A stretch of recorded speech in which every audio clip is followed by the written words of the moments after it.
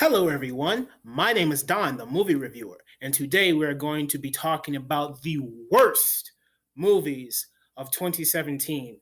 And these are the kind of movies to where while you're sitting in the theater looking up at the screen, you're saying to yourself, yeah, see, this is the reason why movies suck, is because dumb shit like this. It's like, yeah, this is escapism. And this just makes me question why I even come to the movies.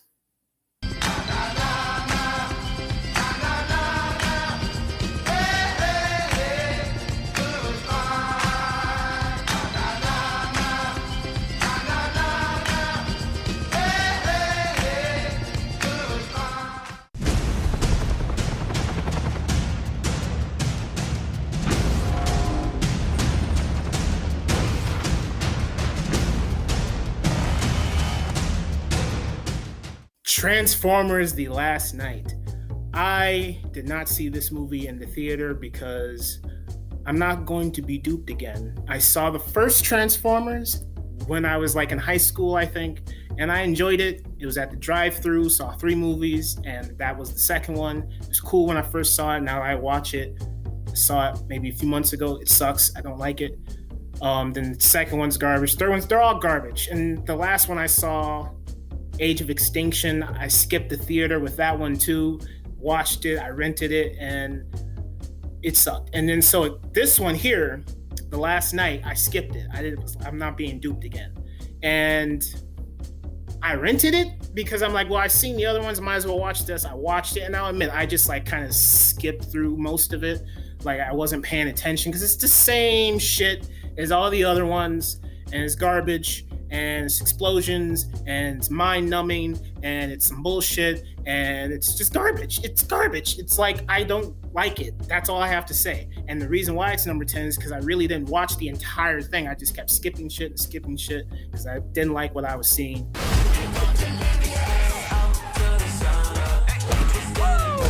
Aren't you trying to be a hero? Some Baywatch, motherfucker. You go at night. Baywatch. Same thing, just as Transformers: Last Night. I just skipped a lot of things in this movie. That's why it's not higher and it's lower. Because I really didn't watch it throughout its entirety. I rented it because I saw the trailer. I love Dwayne Johnson, but he's a good actor. He's a good actor, but a lot of his movies I just don't really enjoy. I enjoy him in the Fast and Furious movies. He's great in those. But Baywatch, I rented it and I just skipped a lot of scenes through it, and I don't like it. I really have nothing else to say about it.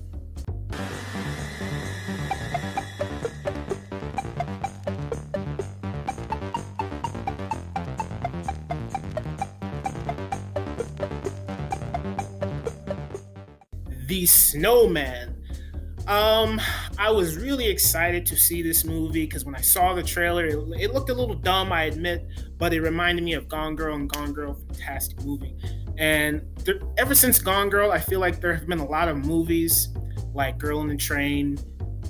They're trying to capitalize off what Gone Girl did. It blew expectations out the window when it was released, because I didn't even think it was going to be as good as it was, but it was great.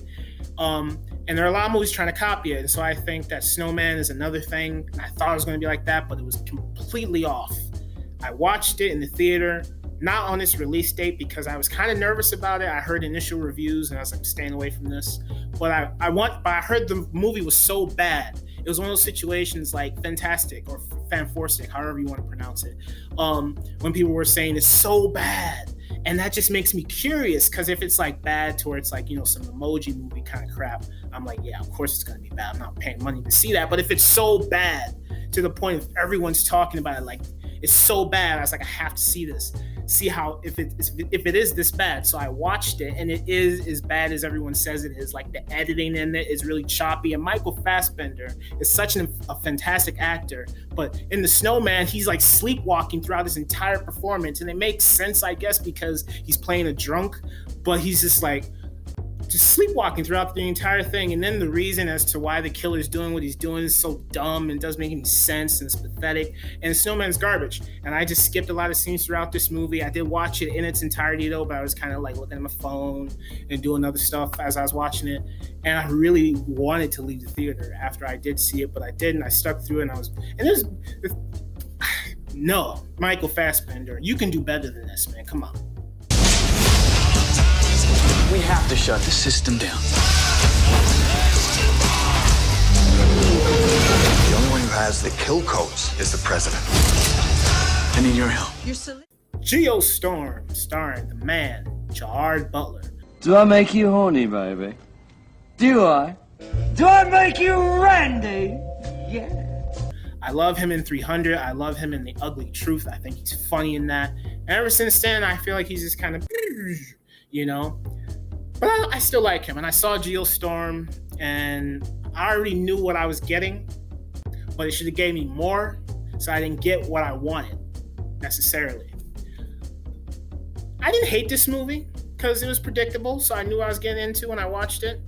I didn't have as much fun with it as I wanted to, but it is predictable and it is trash, and it's something I want to watch again. And some scenes in the movie do feel like some TV sci-fi channel stuff. Gerard Butler's trying, but that's it. And yeah, Geostorm, not good. I'm proud of you. Dad, you having some kind of nervous breakdown or something? Under pressure. Brad Status. Ben Stiller. Don't watch any of his movies. And Brad Status really pissed me off. Like, just the way the character was behaving and the story throughout was just the same stuff. And he just kept complaining and I didn't like it. And it kept frustrating me and irritating me. And I was getting mad emotionally with the character. And this kept going on and on. Then, like, the conclusion to the movie, I didn't like the ending to it, and then I really didn't think there was a relationship between Ben Stiller's character and his son and his wife and his family, and I'm paying attention to this guy, and I'm like, why am I worried about what he's worried about? Because he seems like a bratty, selfish person that he's even, spoiler alert, he's willing to sleep with some college girl chick, and he has a wife at home, and it's like there is no bonding scenes between him and his wife or his son, who he's supposed to be helping out. It's just, I really don't like Brad Status. I hate the movie. All right, let's go. You clawing your way out of the darkness? Did you tell the kid whoever walks with you dies by my hand? The Dark Tower, the movie adaptation of Stephen King's novel or a series of books. I have not read any of the books. Probably never will. But it's like, I was curious to watch The Dark Tower. It looked interesting. Matthew McConaughey looked cool, as always. I'm too sexy for my shirt. Idris Elba, great actor. And the trailer was pretty interesting, so I checked it out, and I was so bored. I wanted to leave the theater and get my money back. But I stuck it out, and it was garbage, because like nothing in it made any sense. Either I'm dumb and it goes over my head, or I'm just like, they don't really explain the mythology in this movie. What I'm presented with is cool, but while I'm trying to comprehend what's happening, it doesn't make any sense. It doesn't connect. And so I really didn't like The Dark Tower. I thought it was really boring, and it seemed like a TV movie, and that's it.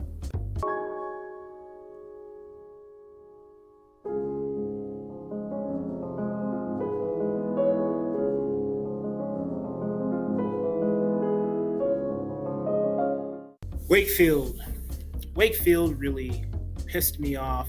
I love Bryan Cranston as an actor, but then Wakefield is absolutely horrible because we're presented to a character who is really selfish and cares about himself, and he does all these things to get what he wants, and then we don't even really learn about his relationship. I don't know if we're supposed to feel for the relationship that he has with Jennifer Gardner, but I didn't feel anything because he's absolutely selfish. And the only perspective we get from Jennifer Gardner's character, who plays his wife, and how, you know, he sees her, we see how he sees her, but we don't really see how she sees him.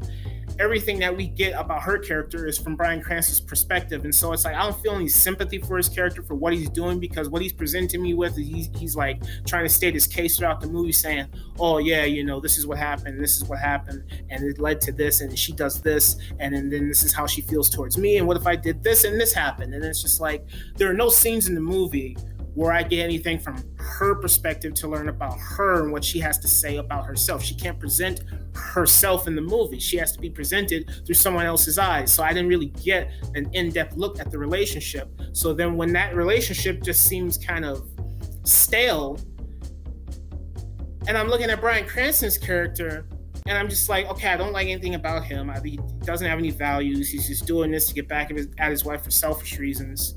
And then by the end of the movie, this thing happens, and it's just like, okay, that really made me upset. And I'm not mad at what it did. I love ambiguous endings, but then it's like, I don't feel like it was deserved with this movie. So it was just like Brad's status. I watch it from beginning to end thinking it's going to be interesting, and it's just some crap about some character I don't like, and I don't care, and it's boring.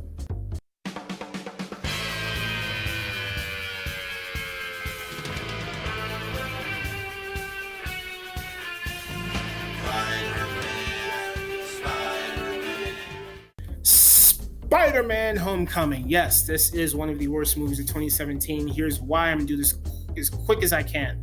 We have Michael Keaton playing the Vulture. Michael Keaton is a fantastic actor, and I think he carries that character on his shoulders. He carries most of this garbage film on his shoulders because he's such a great actor with any material that he's given to work with.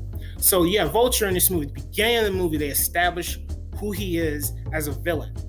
He's a blue-collar worker, has a construction crew. They have families. He has a family. They kick him off the site. He blames Tony Stark, the Avengers, for it. It's like, we're cleaning up your mess. Now you're kicking us off, and I have a family to feed. My men have a family to feed as well.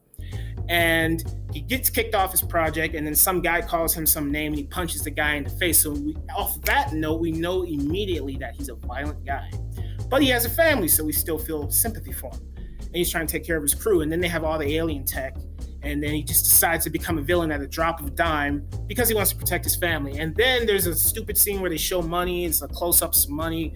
Vulture comes in, he looks at the camera, business is good. And it's like, obviously those guys know business is good because they're creating all this alien tech, and they have the counter of money right there.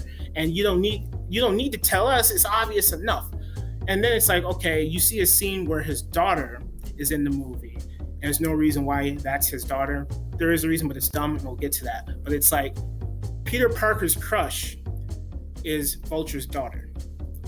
And that's just dumb. They just used her as a plot device. And so it's like, we learn what Michael Keaton's home life is in the movie. He lives in a nice neighborhood, obviously, and he has a nice house that he can afford to have his daughter, who's in high school, to have pool parties with a DJ there and a bunch of people. And so it's like, he continues to do these jobs, though, of like stealing stuff. And eventually, at first he was doing it for his family. And it's like, well, he lives in a nice neighborhood, obviously. He makes enough money doing this stuff that he doesn't have to do it anymore. He's still doing it. And he doesn't even give a crap about his family, because even in the movie he says, I'll kill you and everybody you love. I'll kill you dead. Yeah, so it's like, you willing to kill your daughter too? Whatever. And it's like, it's so dumb. So it's like, you could say that, because it's like, all right, by the end of the movie, when Michael Keaton Vulture makes that threat towards Peter Parker, and he doesn't execute what he said, he doesn't do what he said he was going to do. He lets Spider-Man live. He has all these opportunities to kill him, like on the beach, and he doesn't do it. And then he doesn't become a villain that ultimately kills himself, which is what should have happened, but that didn't happen. So it's like, some stupid fight on the beach with bad CGI. We'll get into that later too. And then it's just like, it's over and it's dumb, and it's just like, all right, what was the Vulture doing? It's like, when you think about it, you could say at the beginning he was a good guy and he just wanted to feed his family. If you wanted me as an audience member to feel sympathy for this character, show me his home life. Do they live in a roach infested like house, or there's mold, or there's something, and he's like, or he has a notice on his door saying, oh yeah, 30-day notice, leave the premises, or something like that. give me something. It's just like, I don't know what he was dealing with before he ended up in that nice house, and he's still stealing shit. So you could say that at the beginning, he did it for his family, kind of like the Walter White thing in Breaking Bad, where at first he did it for his family.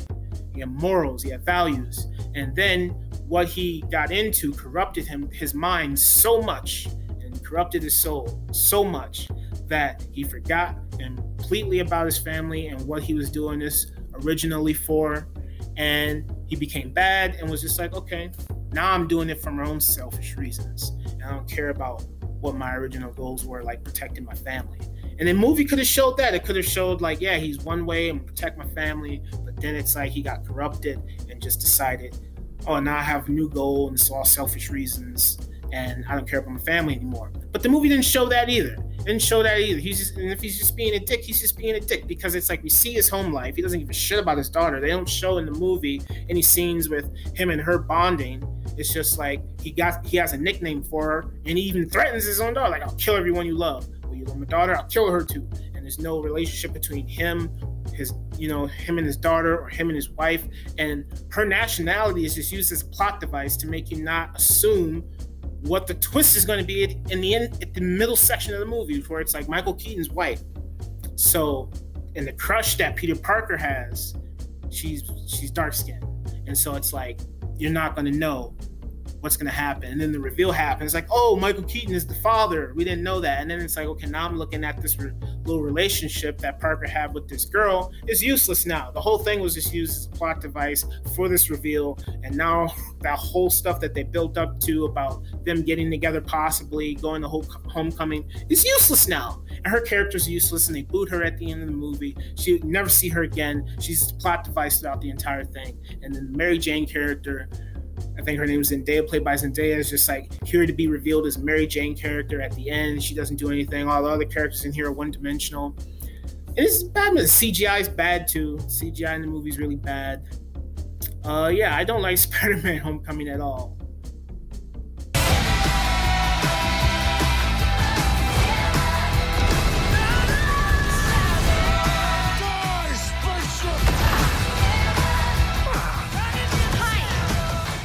Guardians of the Galaxy Volume 2. I love Volume 1 because the characters in there were great. Like at the beginning of the movie, you got Star-Lord. And I noticed that with Guardians of the Galaxy Volume 2, they tried to pretty much do the same thing as they did in the first movie, but just kind of bait and switch everything to where it's like, in Volume 2, you see Baby Groot dancing as fights happening in the background. In the first movie, they kind of do that with Star-Lord, Chris Pratt's character, where it's a serious moment, like Indiana Jones moment, where he's about to steal the artifact and the ship shows up and he's walking and he puts headphones on, it's cool. Boom, the music starts playing, he's kicking the animals as he's reaching the relic, and it's great, and it showcases who he is as a character. Now the movie, yes, it is generic, it is predictable, but it's fun because of the actors that are playing the character and the way the plot is executed and how the characters come together and their arc in the movie, because then each character at the beginning of Volume 1 is in it for their own reason, right? So they're all separate. So how they all meet is great because each one of them has a goal in mind and their own personality, and it's unique. And them just learning to work as a team, and then by the end of the movie where they finally become Guardians is great. I love the progression in that movie with those characters and how those actors portrayed them. Even though the movie is generic and predictable, I had fun with it, and I understood who each person was by the end of it, and I liked each one of them because they were unique. In Volume 2, it's like trying to repeat that same thing, like I mentioned with Baby Groot, where it tries to mimic what Chris Pratt did in the first Guardians movie. It just doesn't work. First Guardians movie did that whole sing and dance number, kicking the little creatures while he was reaching the relic scene, as like, here is who Chris Pratt, Star-Lord's character, is, and him as a personality. And Volume 2 is just like, oh, here's Baby Groot, we want to sell toys. And he's dancing while this horrible mess of goofy crap action scene in the background's taking place, and who cares, because it's like no one's going to get killed or hurt or anything, and there's no real emotional depth with this movie except at the end with Yondu, which is a great scene. Michael Rooker did a great job. Love all his stuff. He's a great character. But then it's just like just joke after joke, and it's just a bunch of explosions. It's like here's a joke, here's an explosion. The stuff with Kurt Russell, him being the dad, and him interacting with Chris Pratt was great, and the reveal was great. But then it's just like a bunch of explosions, bunch of visual noise, and it's just like joke after joke after joke. No one's in danger, no one's hurt. There's no emotional depth to this. It's just like, it's boring, man. It's boring. It's not funny to me. I didn't like Volume 2. I saw her. She is real.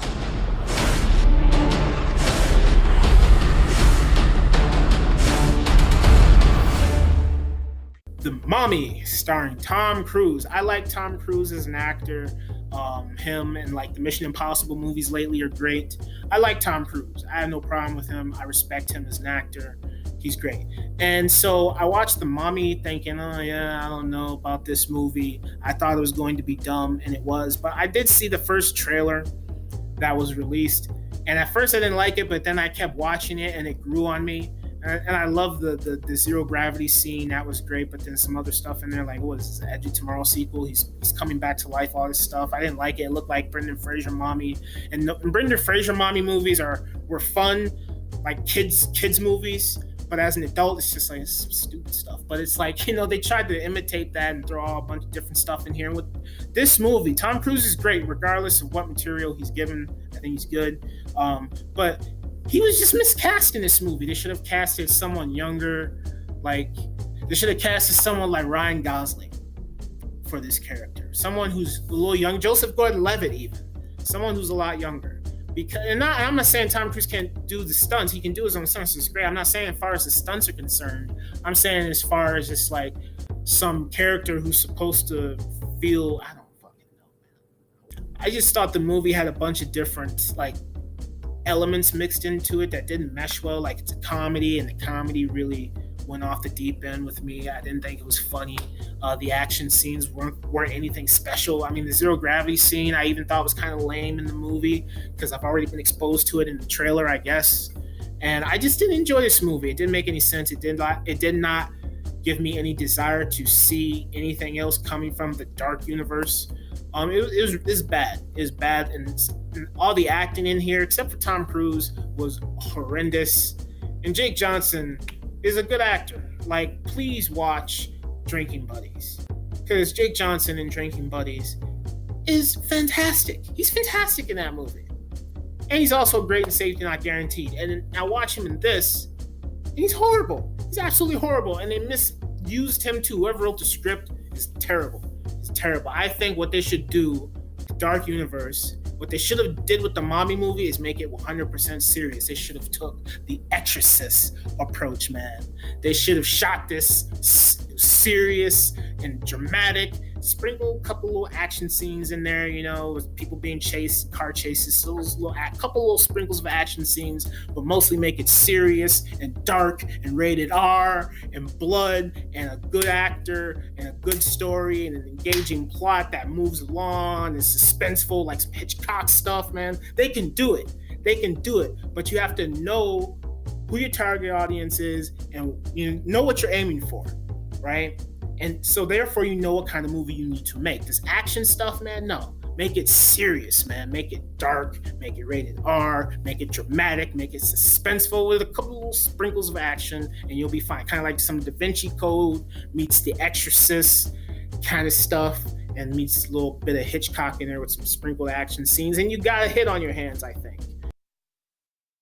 Well, that's my list for the worst movies of 2017. Hope you enjoyed my video. And if you want to know more about as to why I hate these movies, links for the reviews that I made for all of those movies are down in the description box below. Happy holidays, everyone. And as always, thank you for watching, and I'll see you next time.